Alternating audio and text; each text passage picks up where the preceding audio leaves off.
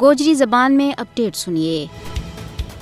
دنیا میں جمہوریت نہ اس واسطے پسند کیو جائے کیونکہ جمہوری حکومت عوام کے ذریعے عوام واسطے بنائی جائے جڑی انہوں نے جان مال عزت اور مذہبی تحفظ فراہم کرے۔ بھارت بھی دنیا کی سب تو بڑی جمہوریت ہونے کو دعویٰ کرے لیکن زمینی صورتحال بھارت کا اس جھوٹا دعویٰ کو منہ چڑھا رہی ہے۔ بھارت جمہوریت کا پلہ ماں ایک آمریت ہے جس نے نہ صرف بھارتی عوام بلکہ ایک متنازع خطہ جموں کشمیر میں اپنی نام نہاد جمہوریت کی مٹی پلید کر دیتی ہے۔ یہی وجہ ہے کہ کشمیری عوام ہر بار بھارت کا نام نہاد یوم جمہوریہ نہ یوم سیاہ کا طور پر منا کے پوری دنیا پر واضح کریں کہ بھارت جمہوری نہیں بلکہ ایک آمر ظالم اور جابر ملک ہے جس نے کشمیری عوام کی آزادی غصب کر رکھی ہے۔ کشمیر پر بھارت کو وحشیانہ قبضہ اس کا جمہوریہ ہون کا دعویٰ کی نفی کرے۔ ہندوستانی یوم جمہوریہ میں لوکاں واسطے مسائب ہی مسائب ہیں۔ بھارتی یوم جمہوریہ کشمیری عوام واسطے ایک سوگ اور ماتم کو تیاڑو ہے۔ کشمیری حریت پسند عوام اپنا وطن ور بھارت کا غیر قانونی قبضہ کے خلاف 26 جنوری نہ یوم سیاہ کا طور پر مناویں۔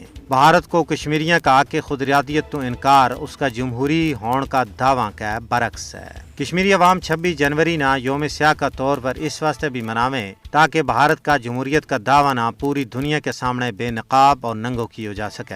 اصولی طور پر بھارت نہ یوم جمہوریہ منان کو کوئی حق نہیں کیونکہ اس نے بندوق کے ذریعے جموں کشمیر پر قبضہ جما رکھے ہوئے ہے۔ بھارت کس منہ نال یوم جمہوریہ کو دعویٰ کرے جبکہ اس نے بزور شمشیر کشمیریوں کا تمام بنیادی اور جمہوری حقوق پامال کر دیتا ہے۔ مودی حکومت کا 5 اگست 2019 کا اقدامات نے جمہوری اصولوں کی بے توقیری میں ہور بادو کی ہوا ہے۔ یہ ساری صورتحال عالمی برادری واسطے چشم کشا ہے۔